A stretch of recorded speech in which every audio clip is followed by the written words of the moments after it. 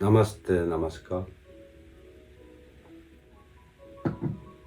차를 한 잔 하시게요? 어제 밤에는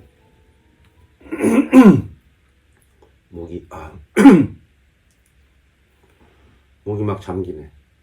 강제로 아침에 일어났더니 목이 잠겨요. 그리고 밖에 잠깐 쓰레기 같은 것도 버리러 아침에 나갔는데 희뿌였습니다, 하늘이. 그러니까 아마 미세먼지 가득한 것 같은데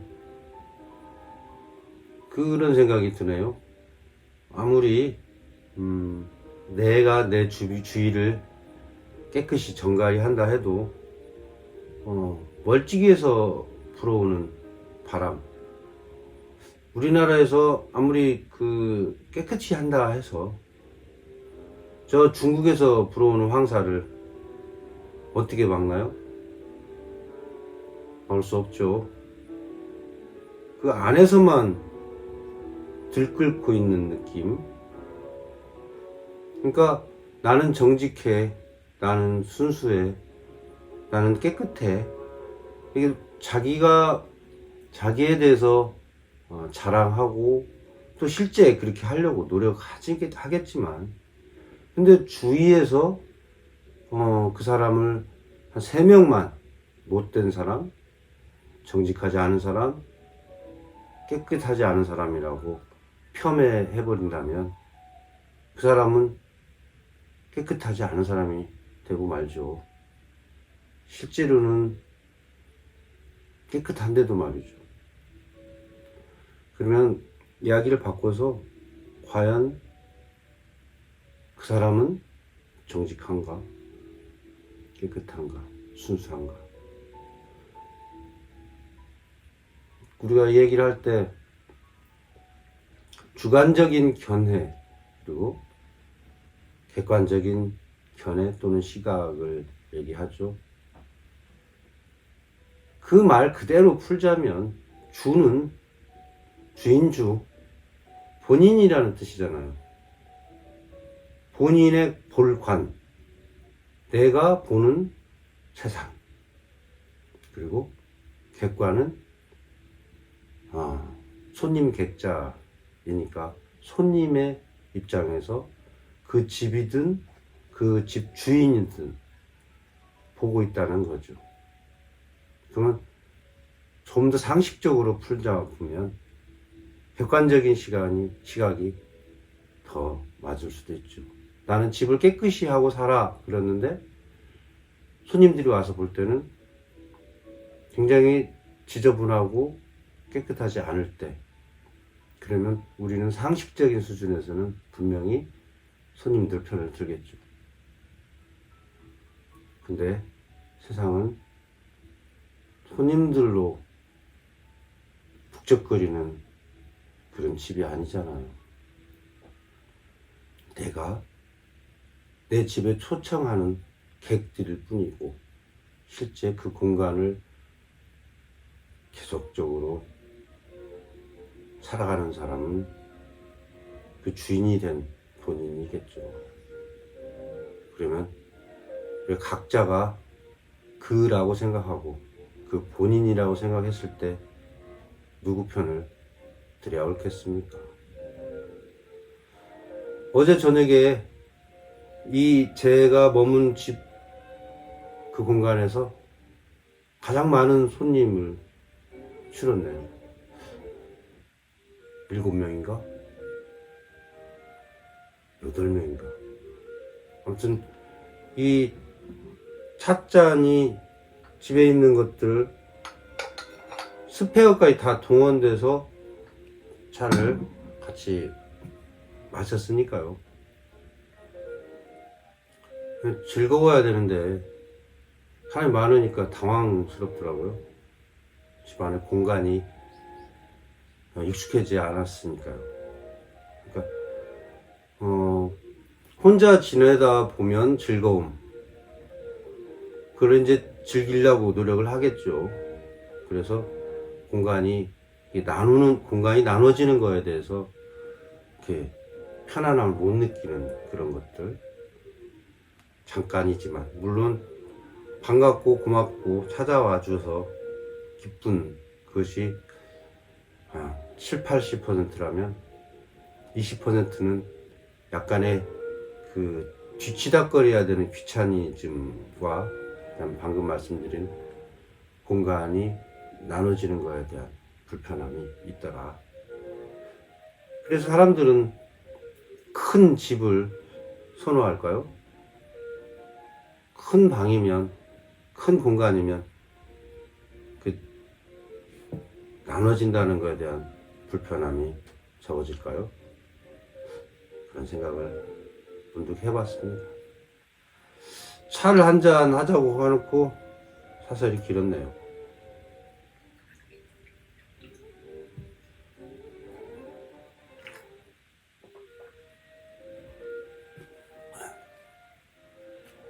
그래서 이제 친구랑 같이 아침에 일어나서 그 친구는 오늘 출근을 해야 된다고 새벽같이 일어나서 갔고요. 같이 뭐 차 마시고 밤늦게까지 이야기하던 형님은 아침 일찍 일어났는데도 불구하고 언젠가 가버렸네요. 그리고 그 형님이 남겨놓은 옷을 아침에 입고 있네요. 지금 제가 옷 찾으러 올까요? 그런 얘기 했어요. 환갑잔치에 대한 뒷이야기. 그리고 제가 그날 사회를 봤는데 기쁘지만은 않았다. 어떤 기념과 또는 그 퍼포먼스 같은 건데 그게 이제 좀 더 다 서로가 이해를 해야 되는데 각자 생각이 좀 다른 부분들이 있었다는 그런 얘기도 좀 하고요. 양자역학 얘기했네요. 그 우연히 제가 보니까 우리나라 좀 유명한 물리학자, 젊은 물리학자가 죽음에 대한 이야기를 양자역학식으로 풀어가는 걸 잠깐 봤는데 굉장히 공감하고 그동안 제가 쭉 얘기했던 그 이야기하고 일맥상통하더라. 그러니까 생각은 저는 인도 철학, 인도 사상에서 출발해서 저 나름대로 공부되어진 것이 이렇게 조합됐다고 본다면 그 사람은 수학적인 사고 영역 또는 물리학적인 그런 부분에서 소위 좀 어울리지 않다고 우리는 생각하는 죽음이라는 거에 대해서 접근을 했는데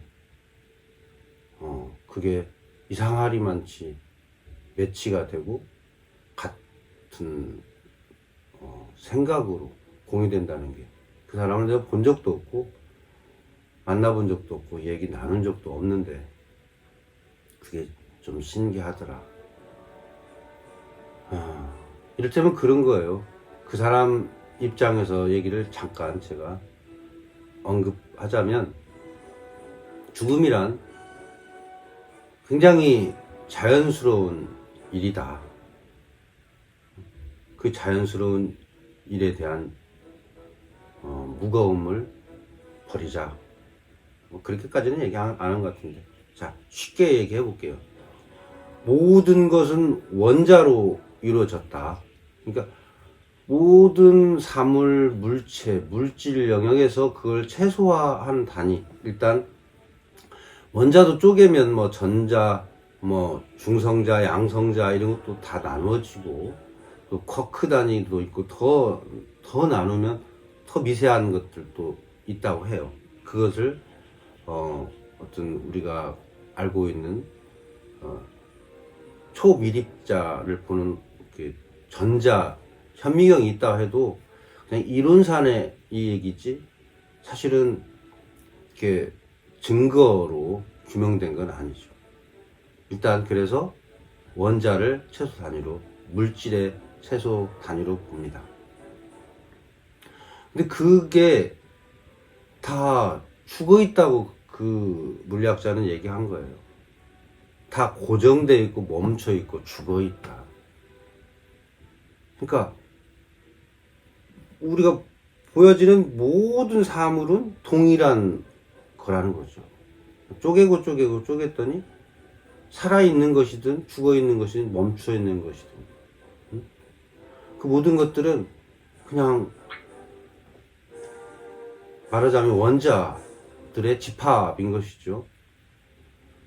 그래서 죽으면 다시 그 죽어있는 상태로 돌아가는, 그러니까 어떻게 말해야 되는데요. 오히려 죽어있는 것이 자연스러운 일이고 살아있는 것이 신기한 일이다라고 말했어요. 그 우연과 우연이 겹쳐서 하나의 물질을 이루고 생명체를 이루고 그렇다는 얘기죠. 그래서 그 우연이 깨어지는 순간 그 잠깐의 생명이 살아있던 시간, 그럼 다시 죽음이라는 원래 자연스러운 곳으로 돌아간다는 것이죠. 그래서 주위에 사랑하는 사람, 소중한 존재, 누가 됐든 간에 만약에 죽었다 하면 그리 슬퍼할 일 아니다 라는 거예요. 왜? 다시 원자로 회귀할 테니까. 물론 살아있는 동안에도 원자는 똑같은 거지만 집합체로 생명이라는 것을 가지고 있다가 그 한시적인 시간이 지나면 다 분해돼서 또 다른 원자 속으로 들어가서 구성을 하든지 뭐 그런 얘기죠. 그래서 언제나 귀신이 내 옆에서 떠도는 게 아니라 주위에 원자로 다시 회귀한 그런 물질들, 그 누군가가 항상 주위에 있다라는 거예요. 되게 그럴듯한 이론적 물리학이죠. 양자역학 속에서 설명되어지고 있는, 그래서 양자역학이라는 것은 우리의 상상을 또는 상식을 본질적으로 뛰어넘어야지만이 이 양자역학의 세계를 이해할 수 있다고 또 얘기를 하죠. 잠깐 차 한잔 마시고. 양자역학에 대해서 공부하지도 못하면서 안 했으면서 그 양자역학을 얘기한다는 것도 좀 우스꽝스럽지만 금방 말한 것처럼 상식과 이론, 우리가 현재 인류가 생각하는 그 상식을 뛰어넘는다는 게 되게 어려운 일이겠죠. 왜냐하면 삶의 범위를 바꿔야 되니까. 제가 몇 번 이 유튜브에서도 얘기했지만 개미에 대해서 얘기했죠. 개미는 그 면을 따라서 계속 이동한다. 그래서 벽도 타고 천정도 타고 그 1차원적인 그 이 선, 면 이것만 1, 2차원적인 상황태만 이해를 한다. 그런 얘기 했죠. 그리고 돼지는 구조상 하늘을 이렇게 목을 젖혀서 올려다 볼 수 없는 그 목 구조를 가지고 있다고 하죠. 그래서 앞만 보고 또는 땅바닥에 있는 음식만 찾아서 뛰어다니는 그런 식으로 진화를 했다라는 얘기. 제가 지어낸 얘기 아니고 저도 들은 얘기예요. 자, 그렇다면 목을 돌려서 뒤를 돌아볼 수 없는 몸의 구조겠죠. 돼지 입장에서는 목을 젖혀서 하늘을 올려다볼 구조도 아니고, 더 중요한 건 돼지가 하늘에 북두칠성을 바라보고 추억을 생각하거나, 오늘은 달이 상현달이고 하현달이고 보름달이고 좋구나 이렇게 생각할 것 같아요? 그것은 좀 상식적으로 불가하겠죠. 개미가 이 공간이 아니라 저 멀리 어디의 공간에 다른 세상이 있겠다, 미국이 있을 것 같다, 바다 건너면 일본이 있을 것 같다고 생각할까요? 개미라고 생각하고요. 제가 EBS에 개미의 세계에 대한 그 다큐 영상을 진짜 정말 감동하면서 본 적이 있어요. 1, 2부, 3부까지인가 있나? 전투해가지고 노예를 부리고 무슨 또 풍선주머니처럼 미겨가지고 만들어서 거기에서 꿀을 딴지 개미 막 빨아먹고, 그 다음에 여왕을 노예로 끌고 가고 막 이렇게 전쟁하고 막 망하고 막 그런 것을 BBC인가에서 다큐로 만들었는데, 정말 놀라울 정도로 인간 세상과 유사하기도 하고, 참 저렇게까지 하나 할 정도로 잔인하기도 했어요. 신기하더라고요. 근데 마지막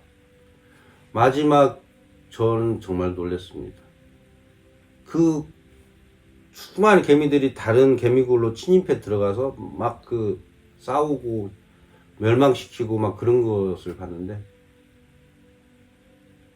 그 거리가 불과 6m라는, 카메라 앵글로는 뭐 몇천 킬로 가서 전쟁하는 것 같았는데, 반경 6m 안에서 이루어지는 새 개미굴의 흥망성쇠가 있더라고요. 마지막에 정말 놀랐습니다. 6m는 인간의 시선으로는 별거 아니지만 그들의 세계에서는 최고 멀리까지 원정 나가는 거죠. 그러니까 그 안에 영역은 불과 몇 미터 아니라는 얘기가 되겠죠. 자, 인간으로 바꿔서 말해도 우리가 우리 고향, 우리 지역, 또는 우리나라, 또는 아시아, 좀 뻗어나가면 지구촌이라고 하고, 그리고 지구 밖에 달, 별 얘기하고 있잖아. 안 가봤어도 화면을 통해서 달이 어떤 모습을 하고 있는지도 알고, 화성도 마찬가지고. 그만큼 알며 범위를 넓혔다는 얘기예요.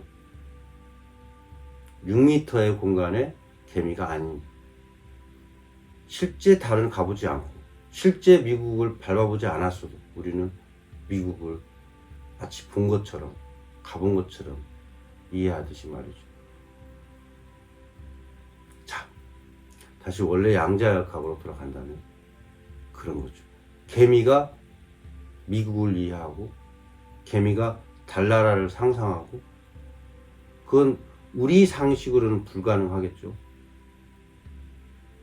마찬가지예요. 양자역학에서도 그런 얘기를 하고 있는 거죠.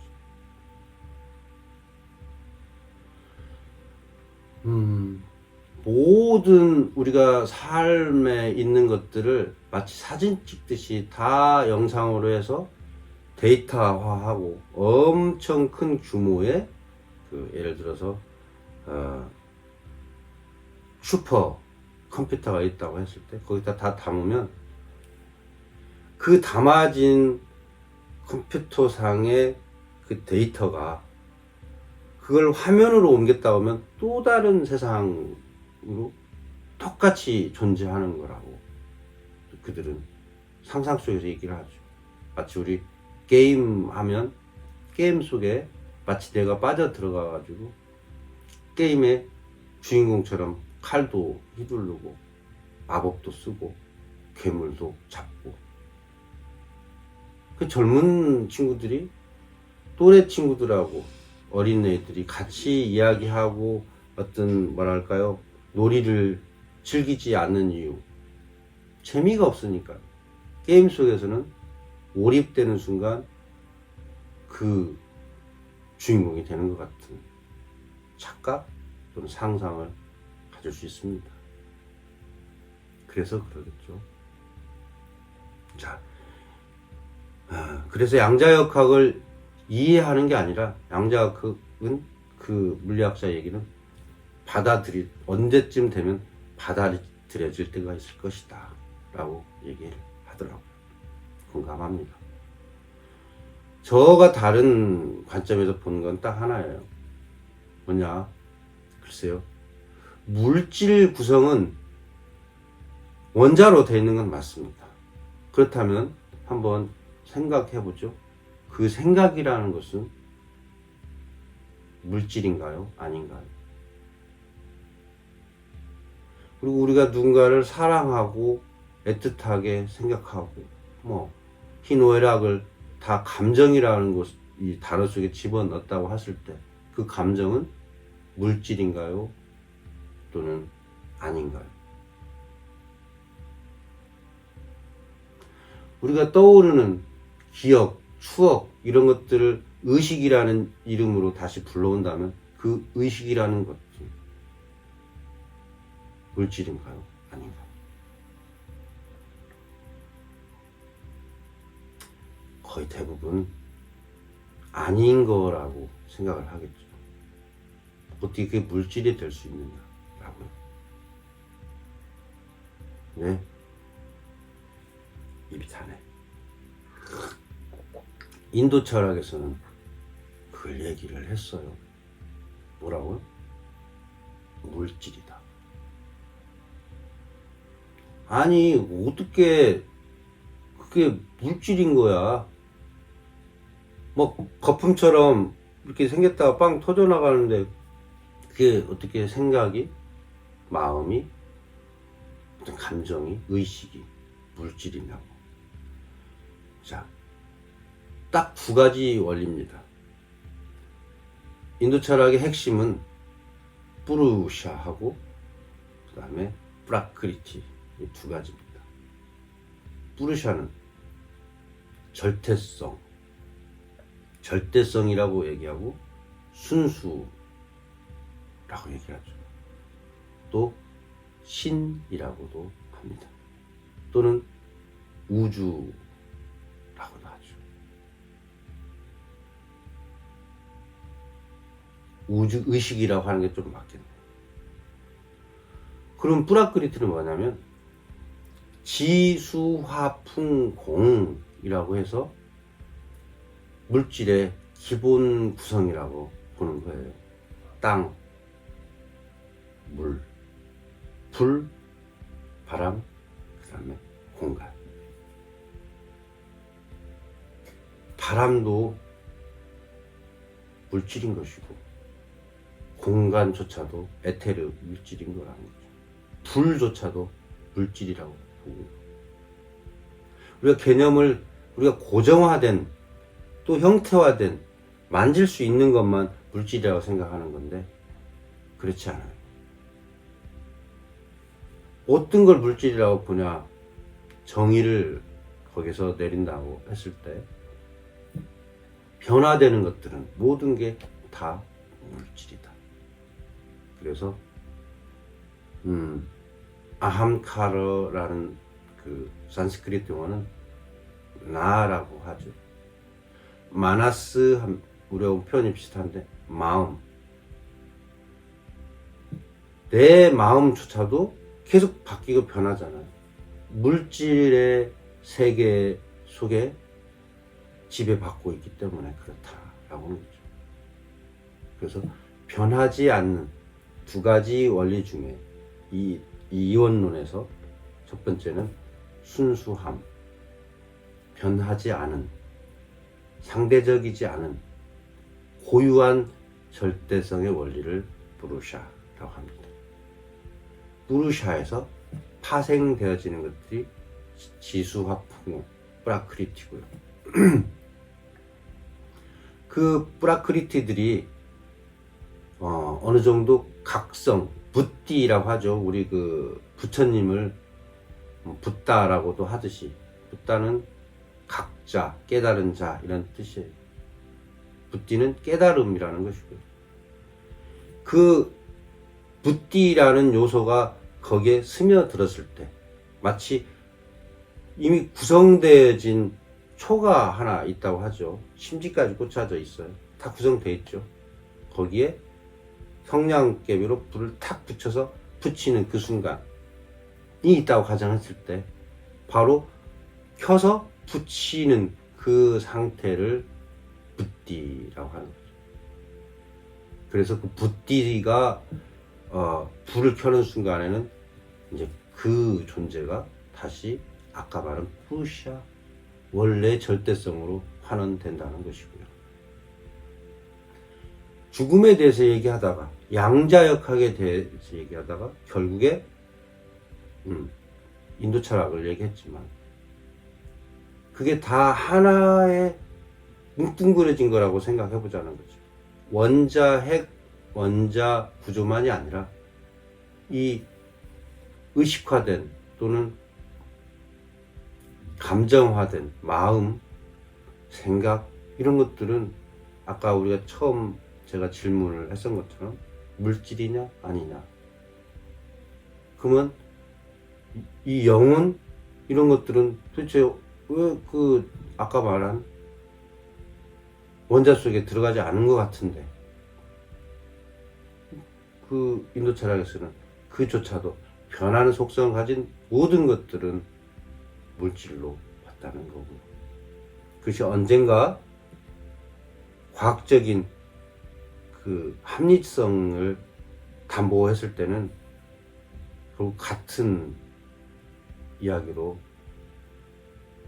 같아질 수도 있겠다. 개미 얘기했고 돼지 얘기했잖아요.